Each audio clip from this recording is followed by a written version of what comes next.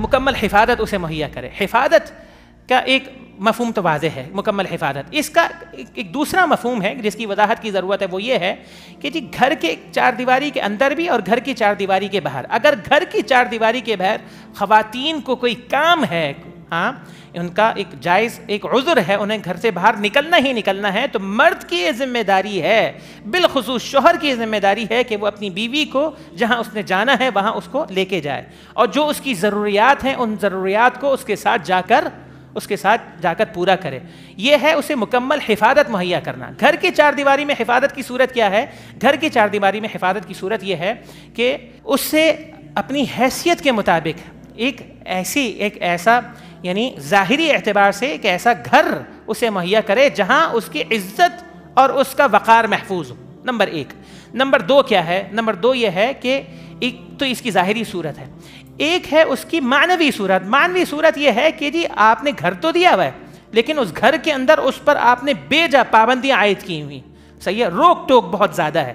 ہاں اگر اس کا تعلق شرعی پابندیوں کے ساتھ نہیں ہے تو یہ مناسب نہیں ہے, یہ مناسب نہیں ہے. یہ اس کو جو آپ نے ایک حفاظت جو مہیا کرنی تھی, یہ اس کے ایک خلاف ہے.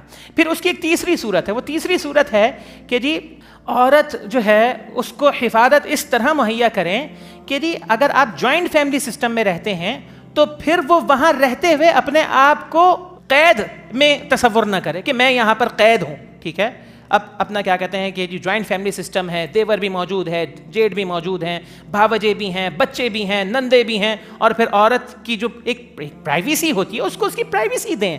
ہاں یہ مرد کی ذمہ داری ہے. اور بس اوقات مرد اگر اس تعلق سے جو ہے وہ بات کرتے ہیں, ہاں تو پھر فوراً جو ہے وہ ان کو کیا کہا جاتا ہے, ان کو یہ کہا جاتا ہے کہ جی زن مرید ہو گیا. پھر بہنیں بھی تانے دیتی ہیں, مائیں بھی تانے دیتی ہیں. یہ دونوں طرف سے یہ مناسب نہیں ہے. پھر ظاہر سی بات ہے کہ جس نن نے اپنی بھابھی کے بارے میں یہ روش اختیار کی ہے, اس نن نے بھی کہیں پر بھابھی بن کے جانا ہے, تو وہی ضابطہ ہے کہ وہ اپنے آپ کو اس جگہ پر رکھ کر سوچے. اور پھر اس کی ایک اور صورت ہے, وہ صورت یہ ہے گھر کے اندر ایسے افراد کا داخلہ کہ جس سے اس کا پردہ محفوظ نہ ہو, اس حوالے سے خیال کریں. بعض لوگ ایسے ہوتے ہیں کہ جن کے گھروں کے اندر دوستوں کا آنا جانا بہت ہوتا ہے. ٹھیک ہے, دوستوں کا آنا جانا بہت ہوتا ہے.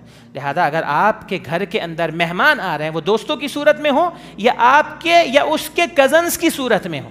میں آپ کو بتاؤں, حدیث کے اندر اللہ کے پیغمبر علیہ الصلوۃ والسلام نے جب ایک حکم دیا نا خواتین کو پردے کا, تو آپ نے فرمایا, آپ سے پوچھا گیا حمو کے تعلق سے. حمو عربی میں کہتے ہیں شوہر کے قریبی رشتہ دار کو, جس کا ترجمہ آج ہمارے معاشرے میں دیور اور جیٹ کیا جاتا ہے.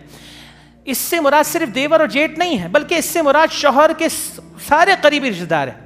وہ ہمارے گھروں کے اندر کچھ گھر ایسے ہیں جن گھروں کے اندر مرد یہ سمجھتا ہے کہ جی اس کے گھر میں آر جار, ہر کسی کی آر جار پہ کسی کا کوئی روک ٹوک نہیں ہے, کوئی پابندی نہیں ہے. یہ تصور غیر شرعی ہے. لہذا عورت کو جو مکمل حفاظت اس نے مہیا کرنی تھی اس کے خلاف ہے. لہذا اس کے حفاظت مہیا کرنے کی ایک صورت ہے کہ ہمارے ہاں تو ایک جیسے گاؤں دیہات کی طرح الگ مہمان خانہ بھی نہیں ہوتا, ایک اپنا گھر کے اندر ہی ڈرائنگ روم ہوتا ہے. پردے کے معاملات ذرا بہت قریب ہوتے ہیں. بس بعض گھروں کے اندر تو مرد کی غیر موجودگی میں اس کے دوست آ رہے ہیں, اس کے کزنز آ رہے ہیں, اتنا حد تک. تو یہ سب چیزیں جو ہے یہ اس تصور کے خلاف ہیں اور اسے حفاظت مہیا کرنے کے خلاف ہیں.